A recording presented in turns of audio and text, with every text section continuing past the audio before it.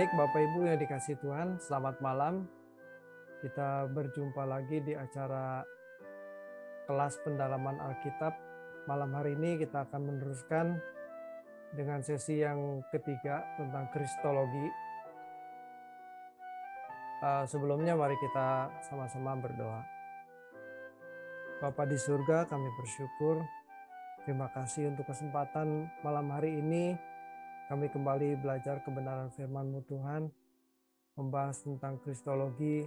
Kiranya Tuhan berikan hikmat, kecerdasan bagi kami, biar kami bisa memahami apa yang kami pelajari malam hari ini.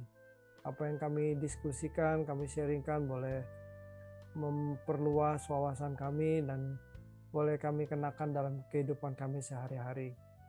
Terpujilah nama-Mu Tuhan, di dalam nama Tuhan Yesus kami berdoa. Amin.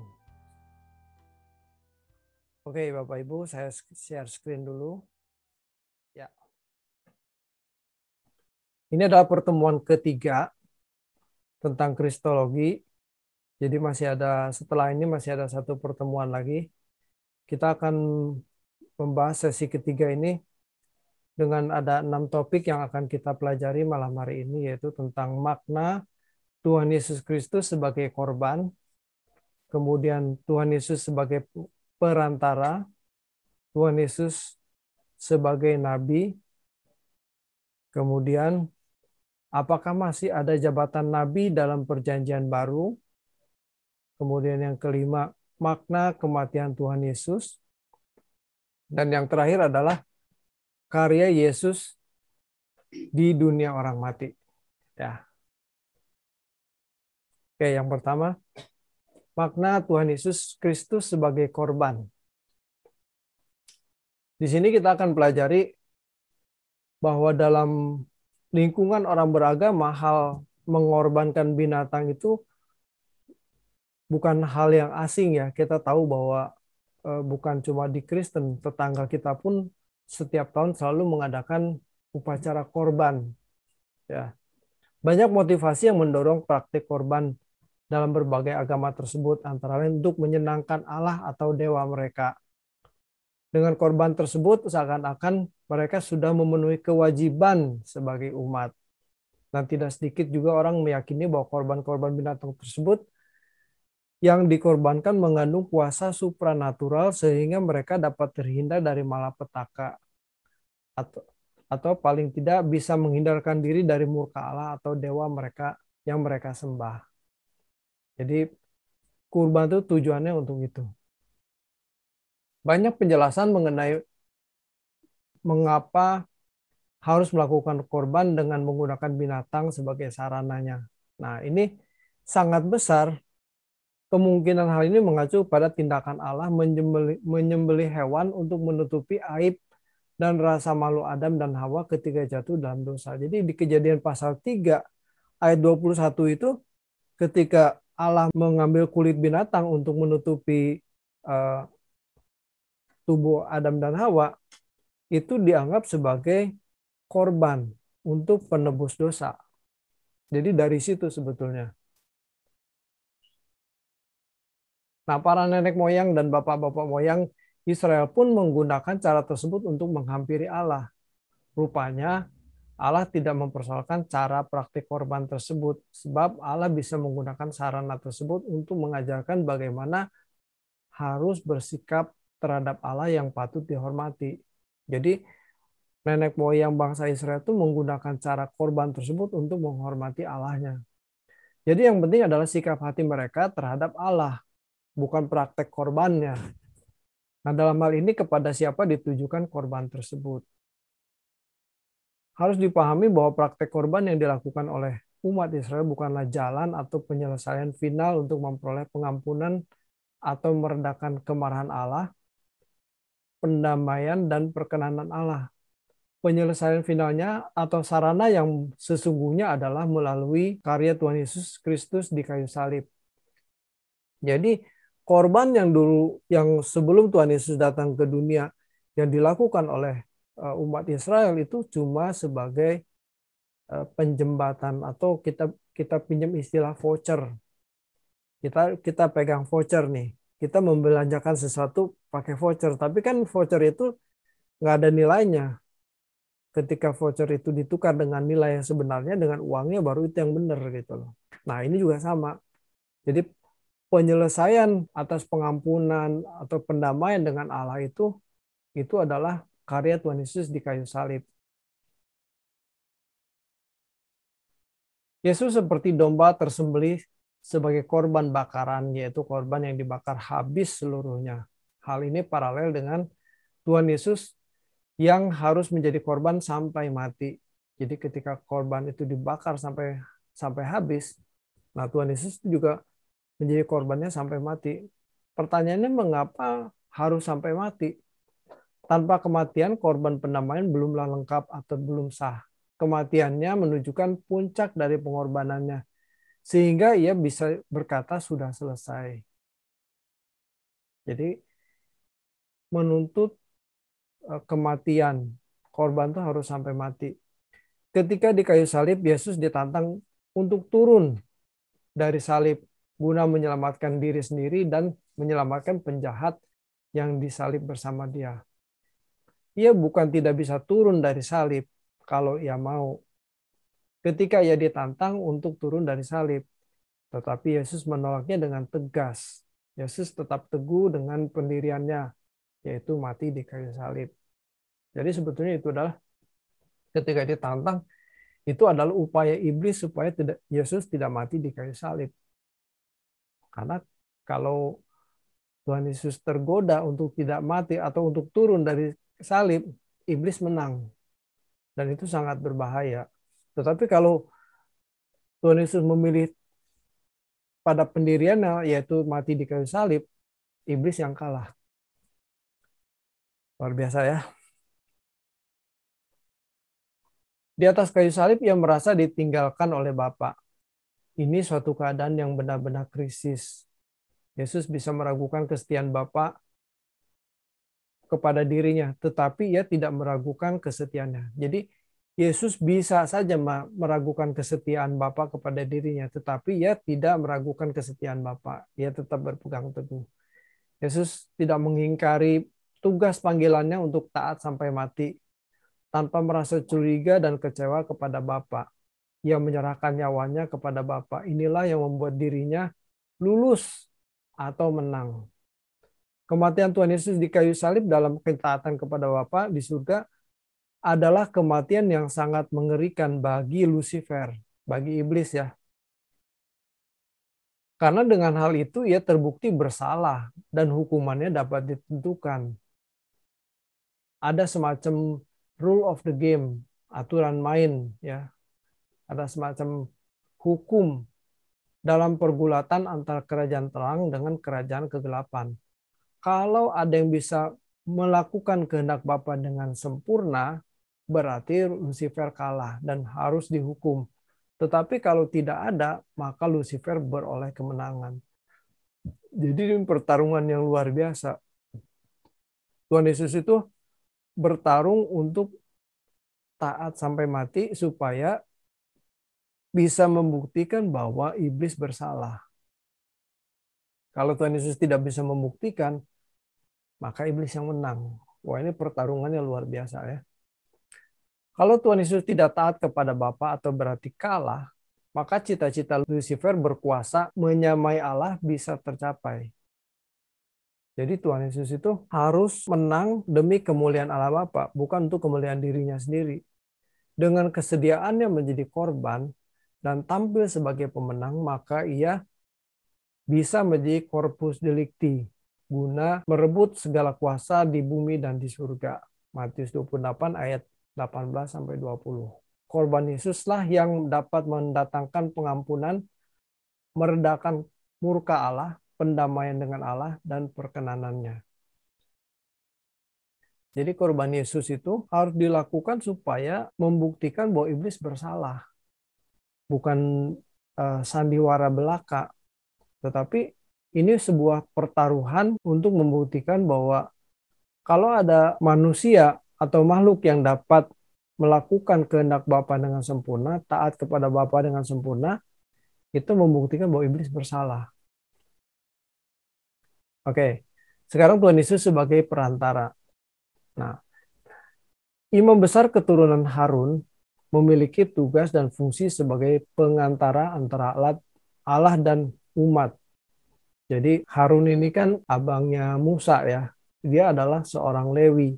Jadi dia didaulat atau diberi kepercayaan untuk tugas dan jabatan sebagai imam, pengantara antara Allah dan umat. Mereka bisa disebut sebagai pengantara perjanjian lama. Sebelum zaman penggenapan atau kedatangan Tuhan Yesus, umat tidak bisa langsung bertemu dengan Allah. Kita tahu ya bahwa umat Israel itu kalau mau menghadap Allah, itu nggak bisa menghadap langsung. Itu harus lewat imam, imam besar. Itu pun setahun sekali.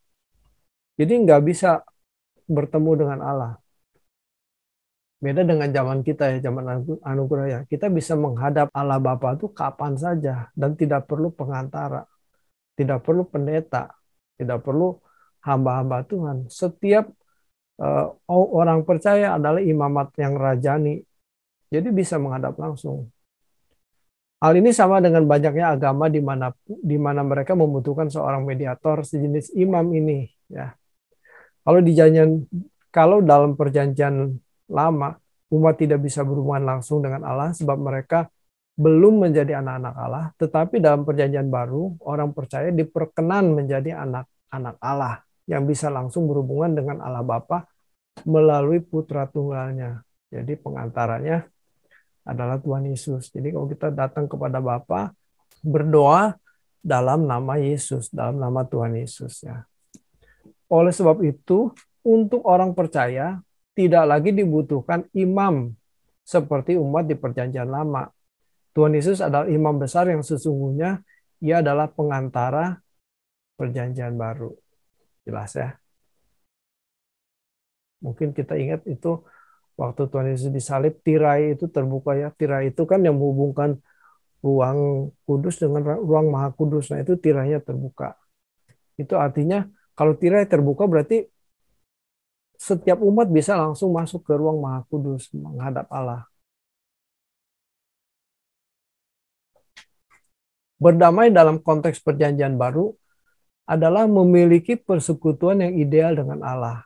Nah itu ya, istilah atau sering mendengar berdamai dengan Allah. Nah itu maksudnya memiliki persekutuan yang ideal dengan Allah.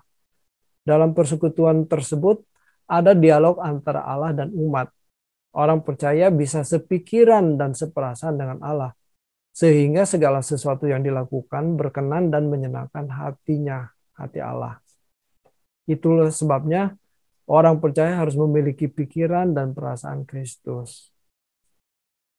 Masuk persekutuan dengan Bapa maksudnya bisa langsung berhubungan dengan Bapa, menjadi anggota keluarga kerajaan Allah. Oleh karenanya dalam doa Bapa kami diajarkan kalimat Bapa kami yang di surga.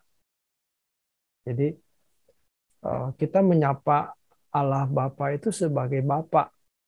Dalam hal ini orang percaya boleh memanggil Allah sebagai Bapa dan masuk persekutuan antara Bapa dengan anak.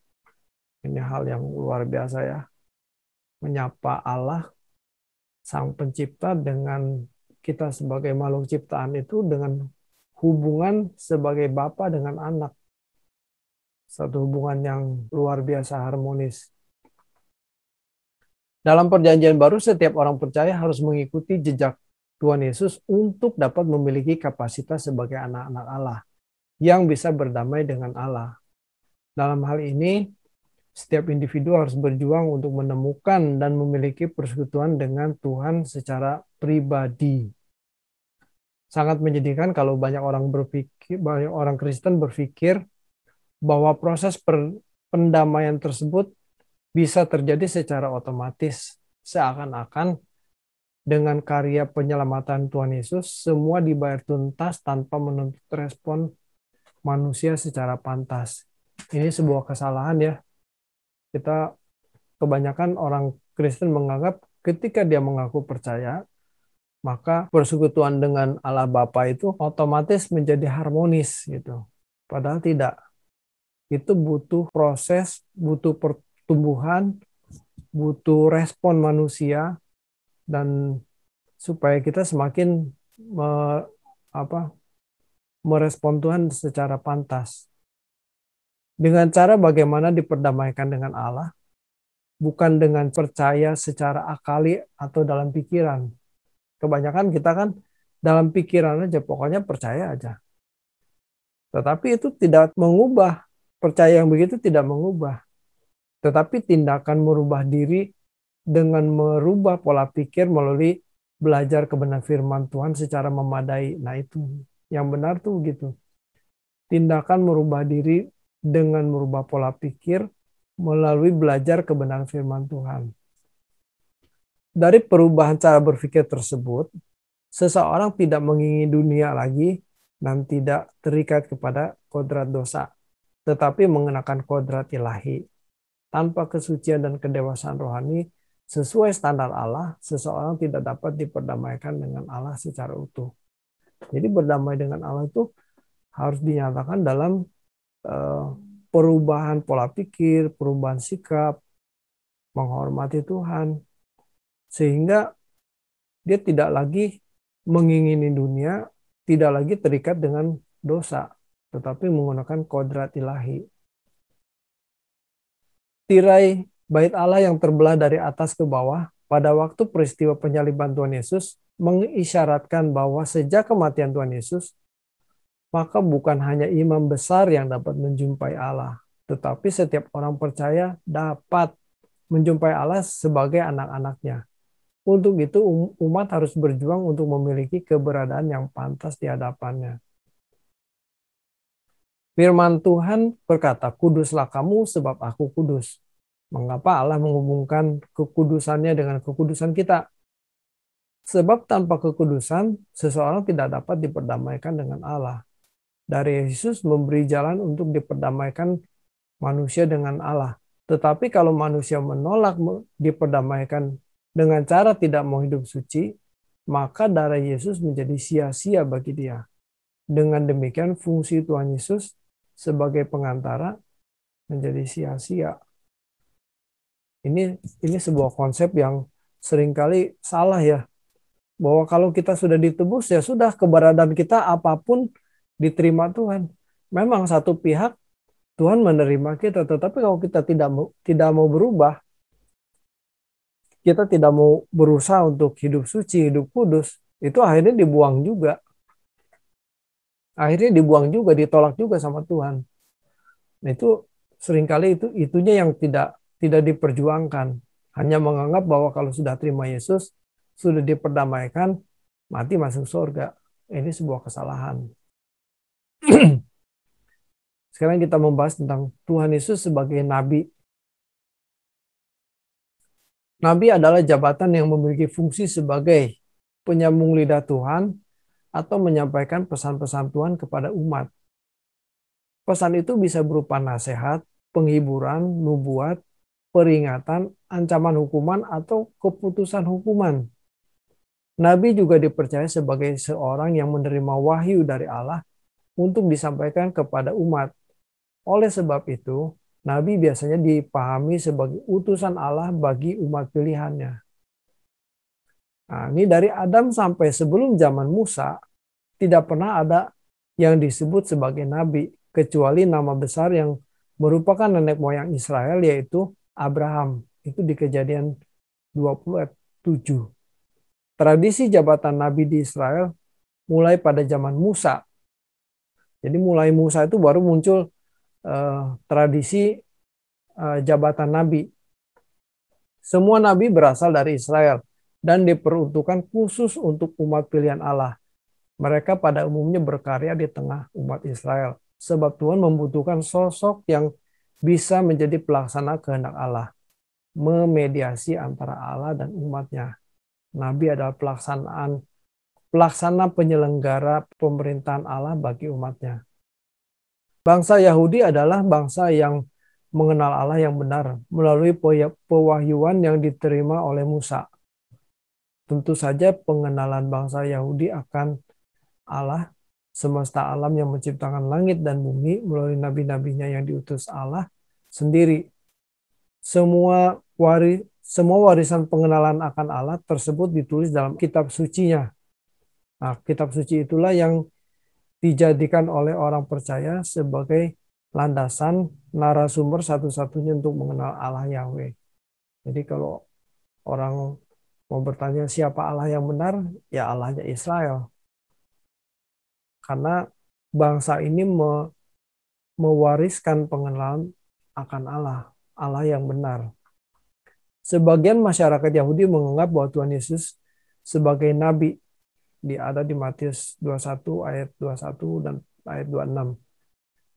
Hal ini bisa dimengerti karena Tuhan Yesus menyampaikan berita dari Allah Bapa berupa nasihat, penghiburan, nubuat, peringatan, ancaman hukuman, atau keputusan hukuman. Tetapi fungsi utama kedatangan Tuhan Yesus adalah menyampaikan berita keselamatan dari Allah Bapa, yaitu dirinya sendiri. Dalam memberi pengajaran, dia selalu menegaskan bahwa dirinya adalah utusan Allah Bapa. Tuhan Yesus sangat menerima dirinya diperlakukan sebagai nabi. Sekarang kita lihat akan perbedaan Tuhan Yesus dengan nabi-nabi pada umumnya. Antara lain, pertama, nabi menyampaikan firman Tuhan sebagai perantara atau menyambung lidah Allah. Mereka hanya sebagai juru bicara Allah. Tetapi Tuhan Yesus menyampaikan firman Allah dengan otoritas dirinya sendiri. Dalam Injil kita temukan pernyataan, aku berkata kepadamu. Ya, karena Tuhan Yesus adalah Allah sendiri. Jadi dia berkata dari dirinya sendiri. Sedangkan Nabi berkata atau menyampaikan pesan yang berasal dari Allah. Kalimat ini menunjukkan bahwa dirinya sendiri yang berbicara. Ia tidak menyampaikan pesan siapa-siapa, sebab dirinya sendiri adalah Allah anak. Yang kedua, Tuhan Yesus menyampaikan firman bukan hanya dengan perkataan, tetapi dengan tindakan. Seluruh kehidupannya adalah pesan Allah Bapa. Dirinya sendiri itulah firman. Yohanes 1 ayat 1 sampai 3. Hal ini tidak dapat dilakukan oleh nabi manapun sebagai firman yang menjadi manusia yang mendemonstrasikan kesucian Allah dalam seluruh perilakunya. Jadi bukan sekedar ngomong, bukan sekedar menyampaikan pesan, tetapi perbuatannya sendiri itu menunjukkan firman-Nya itulah. Itulah Tuhan Yesus. Beda dengan nabi-nabi lainnya. Makna yang penting dalam kenabian Tuhan Yesus yaitu kalau Allah mengutus anaknya sendiri, yaitu Tuhan Yesus Kristus, dan kemudian Allah mengutus orang percaya sebagai penerusnya, maka, nah ini penting ya, tidak dibutuhkan lagi nabi-nabi seperti pada zaman Perjanjian Lama. Tuhan Yesus bersama orang percaya yang dipenuhi Roh Kudus cukup menyelesaikan tugas dari Bapa. Jadi kalau zaman Perjanjian Lama itu ada nabi-nabi, nah sekarang zaman Perjanjian Baru itu cukup. Karena orang percaya itu disertai Roh Kudus untuk melakukan tugas yang dilakukan oleh Bapa. Untuk menyelesaikan tugas dari Bapa ya. Pengakuan bahwa Yesus Kristus adalah anak Allah, Tuhan dan firman yang menjadi manusia, berarti tidak mempercayai utusan Allah yang lain. Tuhan Yesus Kristus sudah cukup untuk menjadi utusan Allah Bapa. Kalau ada yang mengaku utusan Allah tetapi tidak memberitakan Injil Kristus dan tidak memiliki meterai Roh Kudus, berarti ia berasal dari si jahat. Pencurahan Roh Kudus di Yerusalem yang dilakukan Allah secara spektakuler, yaitu turunnya api dari langit, merupakan pentahbisan zaman baru, zaman gereja, zaman Injil, dan zaman Roh Kudus. Dengan peristiwa tersebut, Allah Bapa hendak mendeklarasikan bahwa tidak ada utusan lain dari Allah kecuali orang-orang yang mengikut Tuhan Yesus yang diurapi dengan Roh Kudus. Jadi jabatan Nabi dalam Perjanjian Baru yang nggak ada lagi ya. Karena kita ini sebagai umat orang percaya itu yang diurapi Roh Kudus itulah yang memiliki tugas kenabian itu. Kehadiran Tuhan Yesus sebagai Nabi merupakan kesempatan yang terakhir bagi umat manusia untuk memilih apakah seseorang menerima firman dari Allah Bapa atau menolaknya. Ini adalah masa baru yang tidak pernah terjadi sepanjang sejarah kehidupan manusia. Bukan zaman orang beragama, tetapi zaman orang beriman. Bukan zaman orang beragama, tetapi zaman orang beriman. Menerima firman yang disampaikan Tuhan Yesus berarti seseorang bisa memiliki iman. Tetapi menolak firman, maka tidak akan pernah memiliki iman. Roma 10 ayat 17. Kenabian Tuhan Yesus adalah firman yang diperagakan oleh Dia, adalah Sang Firman Logos itu sendiri. Orang-orang yang mengikuti Tuhan Yesus adalah orang-orang yang memperagakan kehidupannya, sehingga bisa berkata, hidupku bukan aku lagi, tetapi Kristus yang hidup di dalam aku.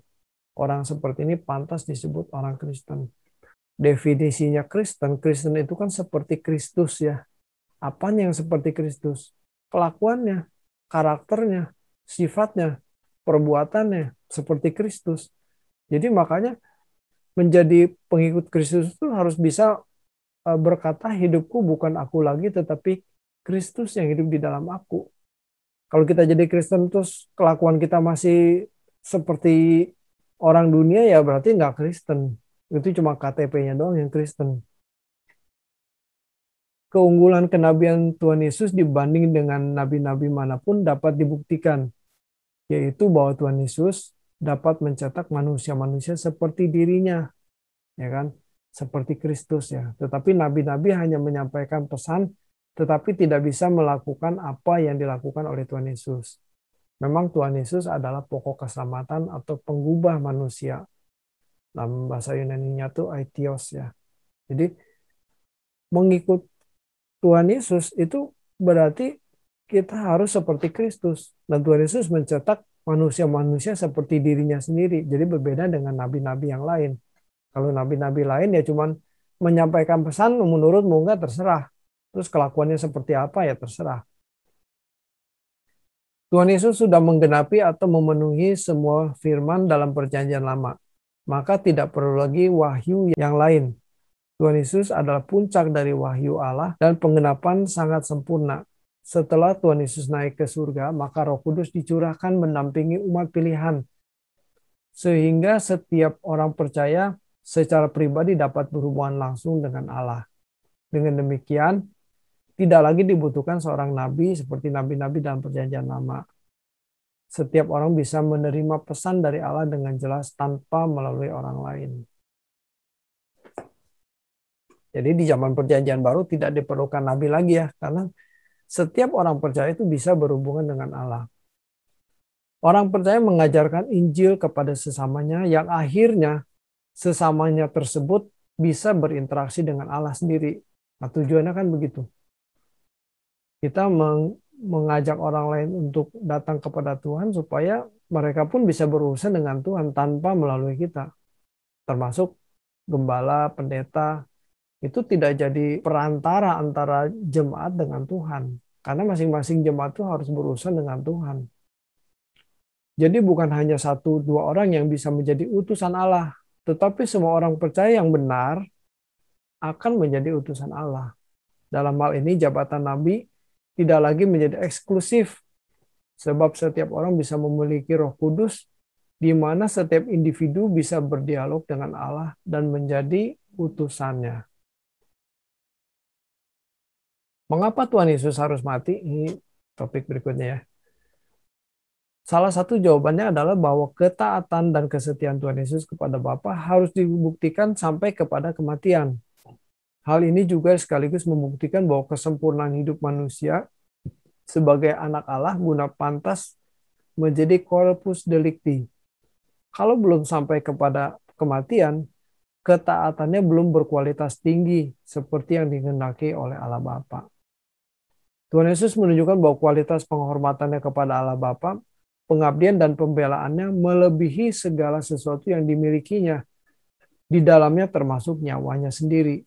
Dengan tindakannya ini, Tuhan Yesus menunjukkan bagaimana seharusnya seorang anak mengasihi Bapa, yang memberikan nyawanya sebagai bukti bahwa ia mengasihi Bapa.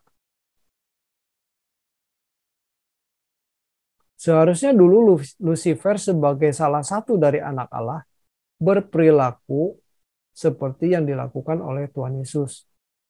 Tetapi ia memilih jalannya sendiri, memberontak kepada Bapa. Lucifer tidak menghormati, tidak taat, tidak mengabdi, dan tidak mengasihi Allah Bapa. Untuk membuktikan kesalahan Lucifer harus ada pribadi yang bisa melakukan dengan ketaatan dengan sempurna.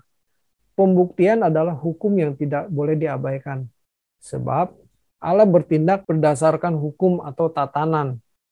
Firman Tuhan menyatakan bahwa di mana tidak ada Taurat berarti tidak ada pelanggaran. Itu berarti untuk menunjukkan dan membuktikan kesalahan Lucifer yang jatuh harus ada corpus delicti, yaitu suatu fakta yang membuktikan bahwa pelanggaran telah dilakukan. Saya pikir-pikir gini ya Bapak Ibu ya, ini luar biasa sekali ya. Allah yang kita sembah itu Allah yang agung, yang memiliki tatanan, yang tidak bertindak secara sembarangan. Dulu saya pikir, kenapa ya Allah susah-susah amat ya mau menembus dosa manusia atau mau menghukum iblis kok gitu amat gitu caranya. Harus ada bukti gitu. Padahal kalau udah tahu ya hukum aja iblisnya itu langsung aja dijebloskan ke neraka gitu kan, jadi nggak makan korban. Ternyata ada tatanannya. Jadi harus ada bukti. Kalau nggak ada bukti nggak bisa dilakukan. Padahal yang berkuasa Allah. Setelah Allah Bapa membanggakan Tuhan Yesus dengan pernyataan yang memuat pujian, inilah anakku yang kukasihi, kepadanya lah aku berkenan. Selanjutnya Tuhan Yesus dibawa oleh Roh ke padang gurun untuk dicobai. Roh di sini tentu Roh Allah. Kata dibawa dari teks aslinya anago, yang juga berarti dituntun. Jadi dituntun oleh Roh Allah ke padang gurun. Nah, sejak pujian itu diberikan kepada Tuhan Yesus, maka selanjutnya Tuhan Yesus memulai tugas penyelamatannya. Pertarungan menghadapi iblis dimulai pula, berakhir pada kematian dan kebangkitannya. Apa yang dikemukakan dalam kitab Ayub hendak membuka mata pengertian kita terhadap kebutuhan pembanding. Jadi Ayub itu kan dibandingkan dengan iblis. Dengan menunjukkan kesalahan Ayub, seakan-akan Allah hendak menyatakan bahwa Lucifer seharusnya melakukan apa yang dilakukan oleh Ayub. Ayub itu kan udah harta bendanya hilang, anaknya mati, kemudian dirinya juga sakit-sakitan, istrinya juga mengutuki dia lagi. Nah ini kan, tetapi Ayub itu tidak memberontak, tetap setia kepada Allah. Nah itu dibandingkan kenapa iblis memberontak. Makanya Allah membandingkan kondisi itu dengan iblis. Seharusnya iblis itu bertindak seperti apa yang dilakukan oleh Ayub. Adanya pembanding menggiring kepada fakta pembuktian bahwa iblis bersalah. Jadi melalui ketaatan dan penghormatan Ayub kepada Allah, Allah hendak menunjukkan kesalahan iblis. Ayub sebagai pembanding berfungsi sebagai bayangan corpus delicti yang akan datang nanti, yaitu Tuhan Yesus Kristus. Tuhan Yesus menghadapi ujian dan pencobaan bukan hanya sampai di kesehatan fisik saja seperti Ayub, tetapi sampai pada nyawanya. Jadi kalau Ayub itu cuma sekedar fisiknya saja yang habis, tetapi Tuhan Yesus sampai nyawanya. Tuhan Yesus menang atas segala pencobaan tersebut sehingga keselamatan manusia dapat tersedia. Keselamatan adalah usaha Tuhan untuk mengembalikan manusia kepada rancangannya yang semula atau tujuan awal Allah menciptakan manusia.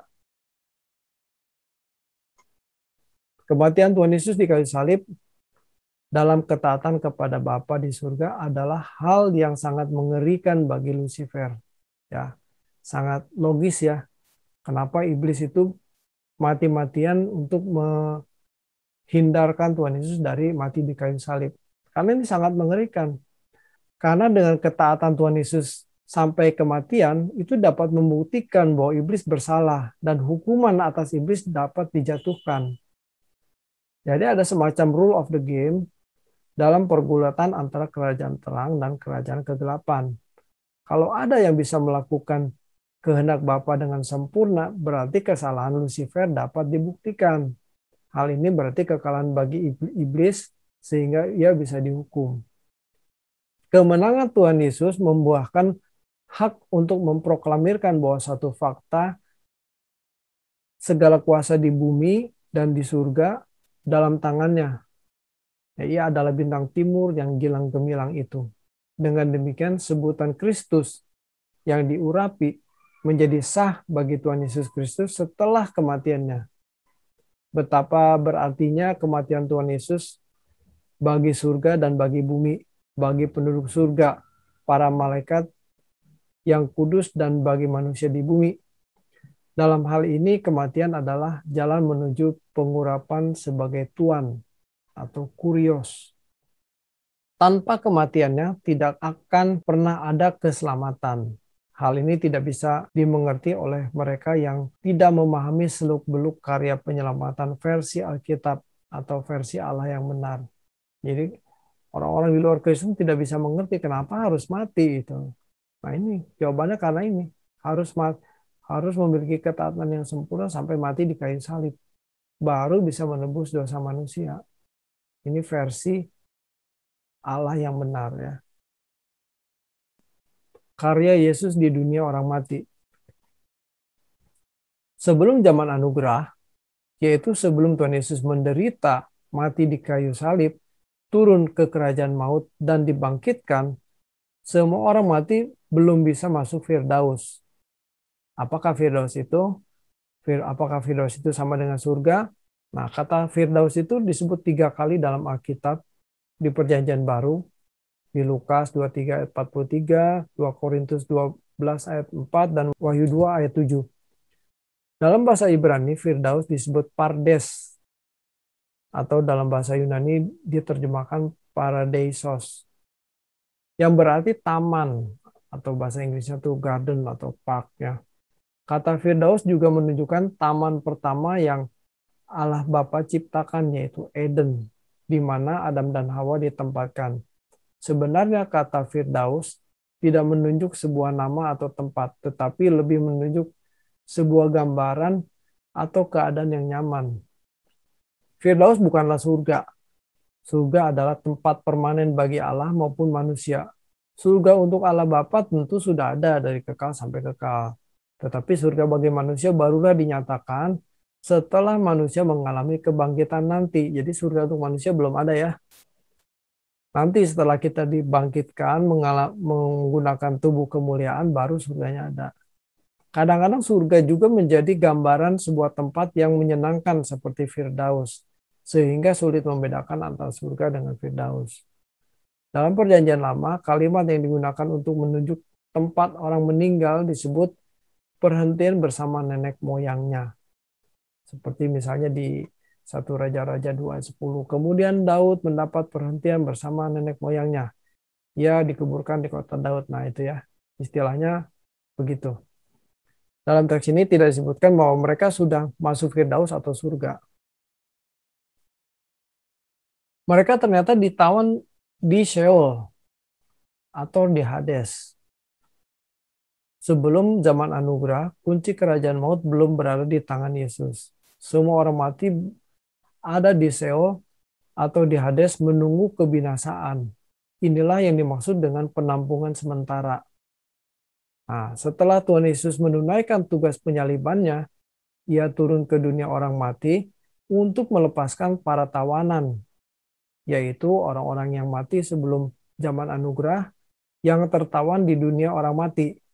Dalam tulisan Petrus, maka kita dapati bahwa bagian bumi yang paling bawah bukanlah neraka, atau dalam bahasa Yunani itu Gehenna, tetapi Pulake.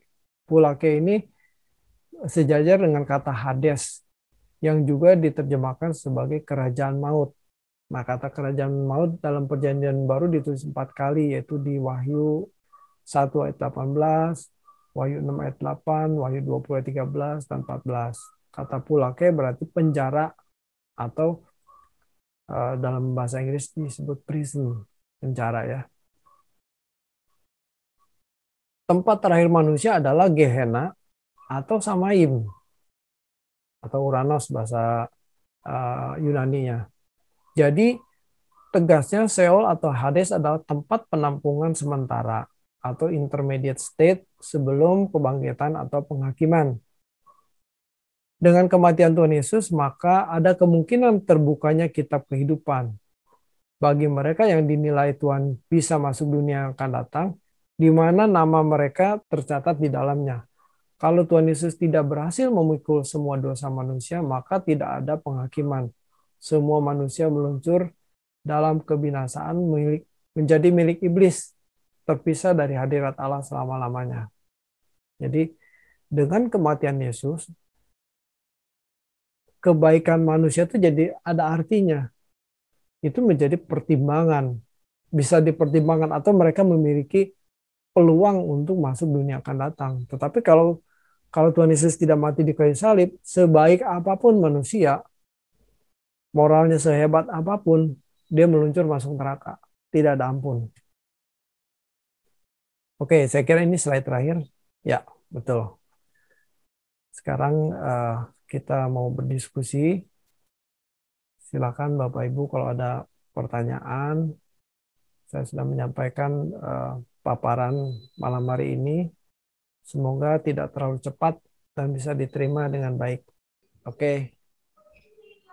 Saya kira kita sudahi dulu ya malam hari ini perbincangan kita. Semoga ini bukan sekedar mengisi pengetahuan atau mengisi otak kita, tetapi ini bisa mengubah pola pikir kita, mengubah karakter kita semakin menjadi seperti Kristus. Oke, saya kira kita akhiri. Untuk itu saya minta Ibu Remi untuk menutup kita dalam doa. Silakan Remi. Mari kita berdoa. Bapa di surga, kembali kami datang di hadapan-Mu malam ini Tuhan. Kami sudah belajar tentang kristologi, akan pengenalan akan Engkau lebih dalam lagi Tuhan, yang disampaikan oleh hamba-Mu Bapak Pendeta David Adam. Kiranya apa yang sudah dipaparkan malam ini bukan hanya sekedar sebagai pengetahuan saja, bukan hanya sekedar di dalam pemikiran dan pemahaman kami, tetapi biarlah apa yang dipaparkan malam ini sungguh menjadi pengenalan kami yang lebih dalam lagi akan Engkau ya Tuhan. Baik dalam pengetahuan kami, bahkan juga dalam hubungan kami yang intim dengan Engkau ya Bapa. Kiranya biarlah Roh Kudus terus menolong kami, memimpin kami, supaya kami lebih mengenal siapa Tuhan yang kami sembah, siapa Tuhan yang menyerahkan hidup kami kepadanya. Untuk itu Tuhan, biarlah Engkau tambah-tambahkan kecerdasan kerohanian kami, kecerdasan hati nurani kami, sehingga kami bukan menjadi orang-orang yang bodoh, tetapi kami menjadi orang-orang yang bijak ya Tuhan, di mana kami bukan hanya sebagai memahami, tapi kami juga sebagai pelaku-pelaku kebenaran firman-Mu. Terima kasih Bapa, berkati hamba-Mu Bapak Pendeta David Adam, kiranya Engkau tambah-tambahkan hikmat-Mu, sehingga lewat hamba-Mu ini akan terus menggiring kami dalam kebenaran-Mu ya Bapa. Dan berkati kami semua yang hadir lewat Zoom ini malam ini, kiranya Tuhan Engkau terus menolong kami, memimpin kami, memberikan pemahaman buat kami, sehingga kami semakin sempurna di hadapan-Mu. Terima kasih Bapak, kami akan mengakhiri pertemuan kami ini, dan kami akan menyerahkan hidup kami ke dalam tangan-Mu. Terpujilah Engkau Tuhan, ini doa kami, di dalam nama Tuhan Yesus kami telah berdoa dan mengucap syukur. Haleluya, amin. Amin. Saya ingatkan besok jangan lupa ada ibadah waski oleh Ibu Rosita Silaen. Oke, terima kasih ya. Tuhan memberkati semua. Malam. Malam semua, malam semua. Selamat. Shalom. Shalom, shalom. Malam.